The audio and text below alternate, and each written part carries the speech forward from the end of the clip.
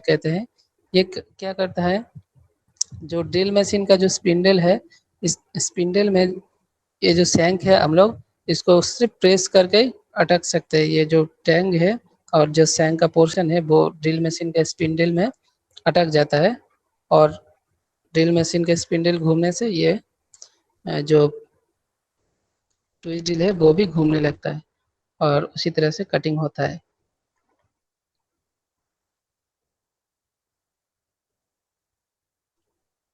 ये बेसिकली जो twist drill है ड्रिल करने के लिए यूज करते हैं। ठीक है, नेक्स्ट जो आते हैं इसे कहते हैं taps, taps and tap ranches. ठीक है, इसको थोड़ा जूम करते हैं तो आप लोग देख सकते हैं इसका जो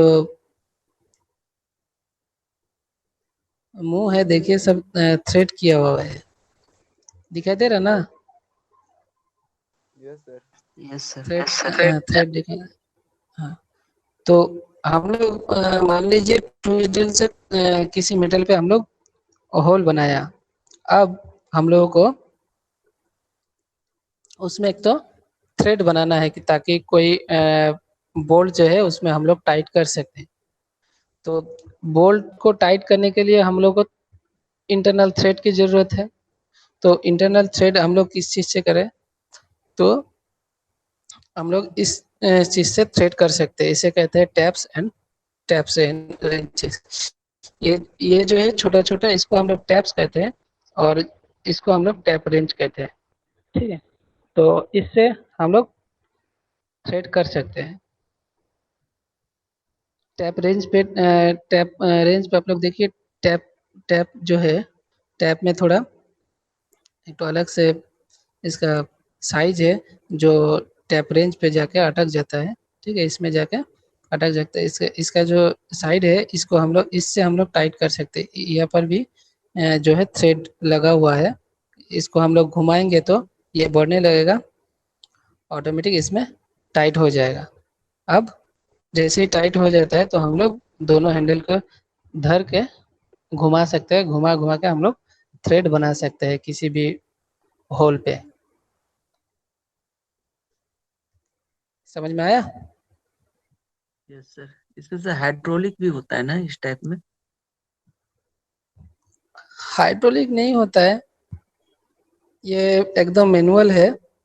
जब बेसिक मतलब थ्रेड बनाना चालू हुआ इंटरनल थ्रेड, ठीक है, तो किसी किसी जगह पर ऐसा मेटल रहता है। बेसिकली हम लोग थ्रेड बनाते हैं किसमें, लेद मशीन पे। ठीक है, लेद मशीन पे हम लोग थ्रेड बना सकते हैं, इंटरनल एक्सटर्नल दो तरह के ही थ्रेड बना सकते हैं। लेकिन उसका एक जो लेद मशीन है एक लिमिटेशन है कि हम लोग इतना डायमीटर का जो होल है इतना तक थ्रेड कर सकते हैं। मान लीजिए वो हो गया 2 mm सॉरी 10 mm या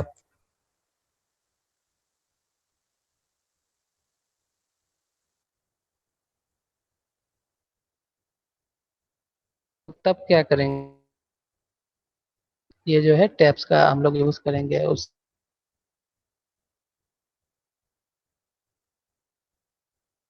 सीम में लगा हुआ है, ठीक है, उसका थ्रेड या फिर उस पार्ट्स में हम लोग थ्रेड बनाना चाहते हैं, लेकिन जो पार्ट्स है उसको वहां से खोल नहीं सकते, तो अ, क्या करें, तब तो लेद मशीन को वहां पर ले जाकर थ्रेड नहीं कर सकते। तो उस पार्ट्स में मतलब मशीन पे लगा हुआ सिचुएशन में हम लोग थ्रेड बना सकते हैं। या फिर कोई स्क्वायर वाला पार्ट्स है, ठीक है, तो उसमें हम लोग इंटरनल थ्रेड करना चाहते हैं, तो उसको भी लेद मशीन पे लगाना बहुत झमेला का काम होता है। कोई स्क्वायर पार्ट्स को लेद मशीन पे लगा के थ्रेड करना, तो ऐसे कुछ काम ऐसा रहता है जो लेद मशीन के लिए सही नहीं रहता है। तो हम लोग तब जाके थ्रेड जो टैप से थ्रेड हम लोग कर सकते हैं। ठीक है, ये टैब्स जो है इंटरनल थ्रेड के लिए बना हुआ रहता है। ठीक है, और नेक्स्ट आते हैं die, die and die holders. ये जो छोटा छोटा हिस्सा है इसको हम लोग कहते हैं डाई, और ये जो हिस्सा है ऊपर का, इसको हम लोग कहते हैं डाई होल्डर। तो ये भी थ्रेड बनाने के लिए रहता है। पहले जो इमेज देखा वो इंटरनल थ्रेड बनाने के लिए होता है, और अभी जो जिसका इमेज देख रहे हो डाई, इसको हम लोग एक्सटर्नल थ्रेड बनाने के लिए यूज करते हैं। मैकेनिज्म एक ही है इसका। अभी हैंडल में हैंडल मतलब यहाँ पर हम लोग जो इसका हिस्सा है देखिए, इस पे हम लोग डाई को सेट करते हैं, और इसका चार ठो इसमें नट लगा हुआ है, जो नट से हम लोग डाई को, डाई का रेंज के साथ उसको होल्ड करने के लिए, टाइट देने के लिए रहता है। टाइट होके बैठ जाएगा तो हम लोग इसको पहना के जिस किसी भी जैसा हम लोग का जो मेजरमेंट रहेगा उस हिसाब से हम लोग थ्रेड बना सकते हैं। 1 इंची डायमीटर, 2 इंची डायमीटर के लेके एकदम 1 mm, 2 mm, 3, 4, 1 mm शायद बहुत पतला हो रहा, उससे थोड़ा मोटा 3 mm, 4 mm, 5 mm, इस तरीके से एक्सटर्नल थ्रेड हम लोग अगर करना चाहते हैं तो डाई की मदद से कर सकते हैं।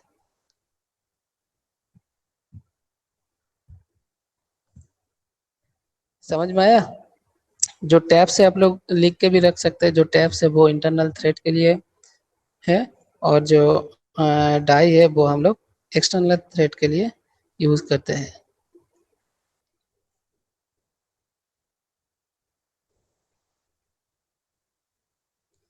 नेक्स्ट आते हैं ड्रिलिंग मशीन। ड्रिलिंग मशीन तो आप लोग पहले भी देख चुके हैं। ठीक है, ये एक पिलर ड्रिल मशीन है, ये भी कटिंग टूल्स है। तो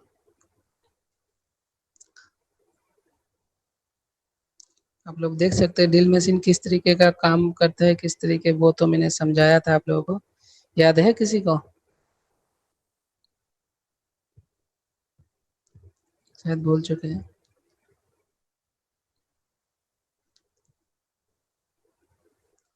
तो कोई बात नहीं, हम लोग अगर किसी मेटल को ड्रिल करना चाहते हैं तो आप लोग देख सकते हैं इस पे एक तो टेबल लगा हुआ है।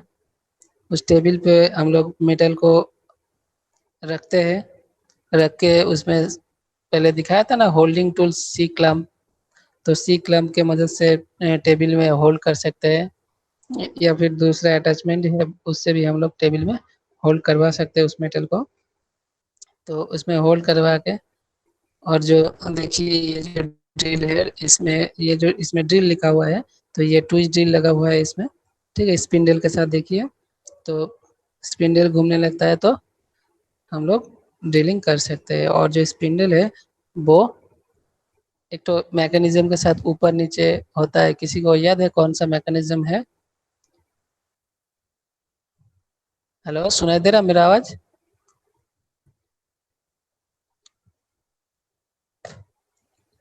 Sujoy, yes sir. सुनाई दे रहा ना मेरा आवाज? हाँ सर, दे रहे हैं। हाँ। तो किसी को याद है ये जो स्पिंडल है ड्रिल मशीन का, तो ऊपर तो नीचे ऊपर होता है। नीचे होता है।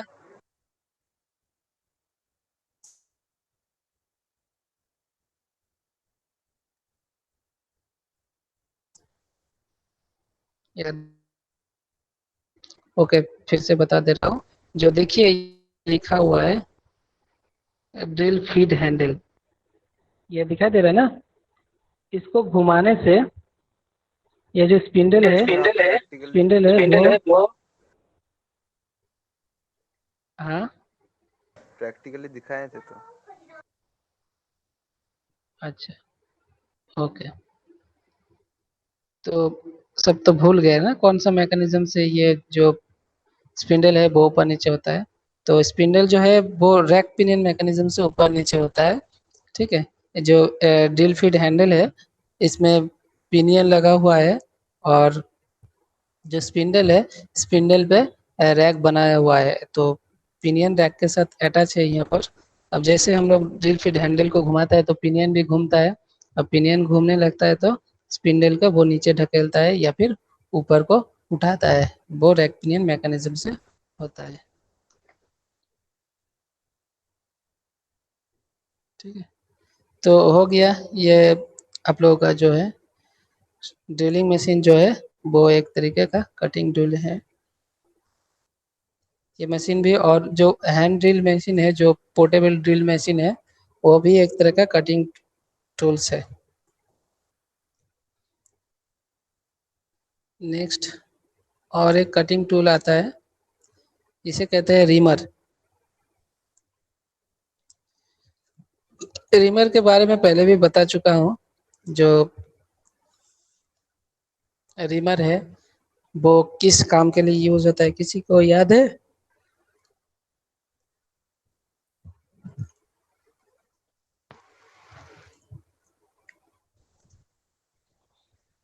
रीमर किस काम के लिए हम लोग यूज करते हैं रीमर, किसी को याद है? ये भी एक तरह का कटिंग टूल है।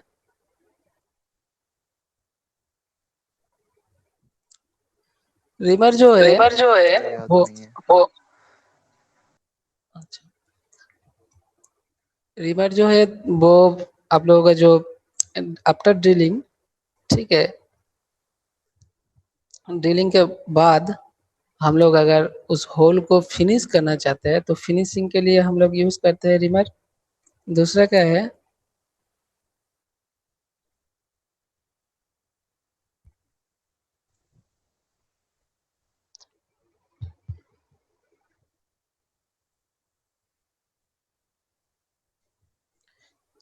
जो होल्स रहता है उसको एनलार्ज करने के लिए भी यूज होता है रीमर। ठीक है,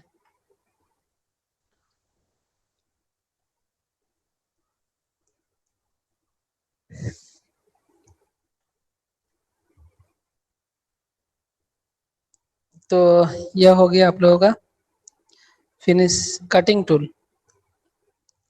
तो किसी कटिंग टूल के बारे में समझने में दिक्कत है? जितना भी इधर है कटिंग टूल, हैक्सो है, कॉम्बिनेशन पिलर है, ट्विस्ट ड्रिल है, टैप्स एंड टैप्स रेंचेस है, die and die holder, drilling machine और रीमर। तो किसी के बारे में कुछ अगर प्रॉब्लम है तो पूछ सकते हो तुम लोग।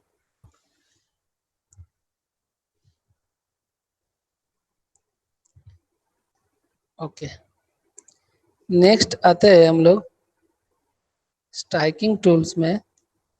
स्ट्राइकिंग टूल्स में मैंने अगले दिन सिर्फ हैमर के बारे में बताया था, लेकिन स्ट्राइकिंग टूल में और एक तो नाम मैंने इंक्लूड किया है, वो है मैलेट। ये जो है इसको कहते हैं मैलेट। ये हैमर की तरह ही देखने को रहता है, ठीक है, हैमर की तरह। मैलेट के बारे में बताया था शायद, मैलेट के बारे में बताया था। यस, वुडन का भी रहता है और हाँ जैसे हाँ पेन वगैरह, हाँ कढ़ाई वगैरह, थोड़ा छोटा हाँ छोटा। हाँ हाँ हाँ, उस दिन बताया था मैलेट के बारे में। ये भी एक तरह का स्ट्राइकिंग टूल्स है। ये हैमर के टाइप्स में भी आता है, लेकिन अलग से दिखाया जाता है जब स्ट्राइकिंग टूल्स का बात आता है। ठीक है, तो ये आप लोग सिर्फ उस दिन वुडन के बारे में, एक प्लास्टिक के यस, प्लास्टिक।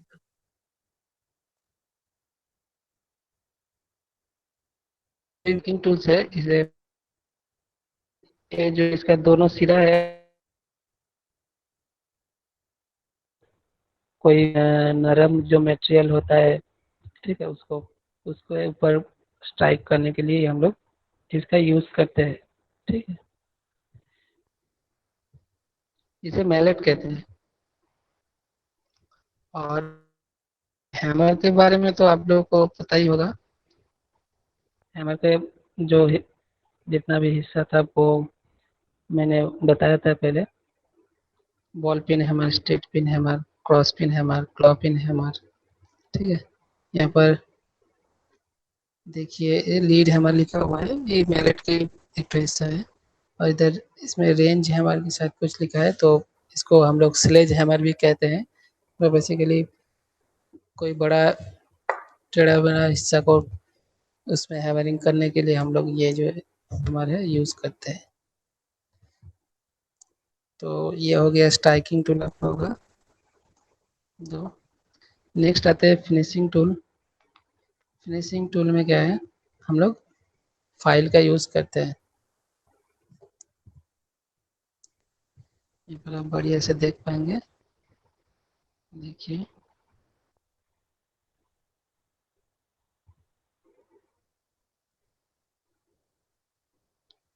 फाइल के भी बारे में बताया था। ये जो है फ्लैट फाइल है, हाफ राउंड फाइल है। हाफ राउंड फाइल जो होता है वो थोड़ा, हाफ राउंड मतलब नाम से ही आप लोग को समझ में आ जाएगा हाफ राउंड क्या है। किसी को अगर समझने में दिक्कत हो रहा है तो वो पूछ सकता है हाफ राउंड के बारे में।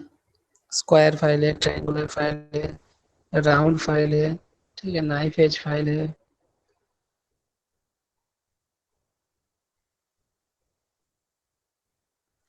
और भी कई तरह का फाइल है। इधर नीडल फाइल है, नीडल फाइल के बारे में भी बताया था मैंने।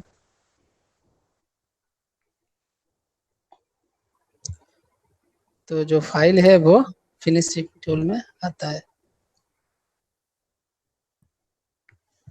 और भी फाइल का अलग अलग आप लोगों का जो वेरिएशन है, अलग अलग टाइप्स है। वो एक तो होता है शेप की वजह से उसका नाम पड़ता है, और एक है जो उसका जो कितना टिथ है, टिथ के हिसाब से भी उसका अलग टाइप्स होता है।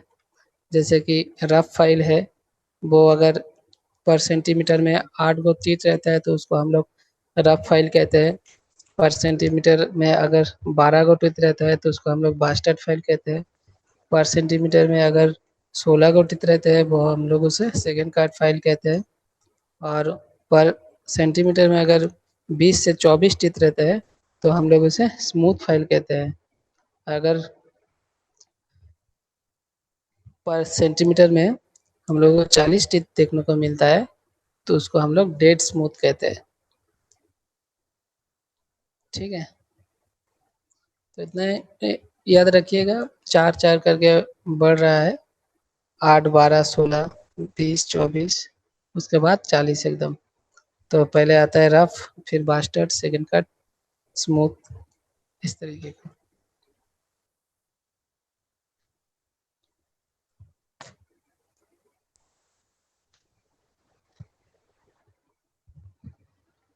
समझ में आया फिनिशिंग टूल? Yes sir. और एक तो है फिनिशिंग टूल में आता है जिसे हम लोग कहते हैं हैंड ग्राइंडर। ठीक है, इसको भी फिनिशिंग टूल में भी आता है, इसका नाम भी। तो इससे भी हम लोग मतलब फाइलिंग जिस तरीके से करते हैं, ठीक है, फाइलिंग करने से क्या है, ऊपर का जो मेटल का ऊपर का जो सरफेस है उसको हम लोग रिमूव करते हैं। ठीक है, और जो हैंड ग्राइंडर है उससे भी हम लोग मेटल के ऊपर के जो हिस्सा रहता है उसको रिमूव कर सकते हैं। ठीक है, तो ये भी आप लोगों का जो है फिनिशिंग टूल में आता है।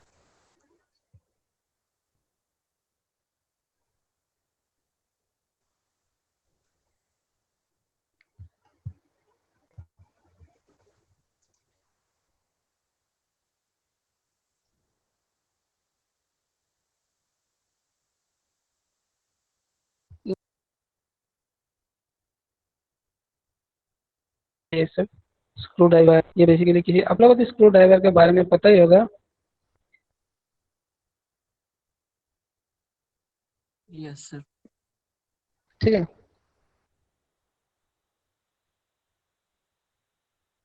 किसी भी चीज को स्क्रू को टाइट देने के लिए सुनाई नहीं दे रहा इसका है, यूज कट रहा करते है। हैं इस पे। आपका कॉल आया उसके बाद से कट रहा है।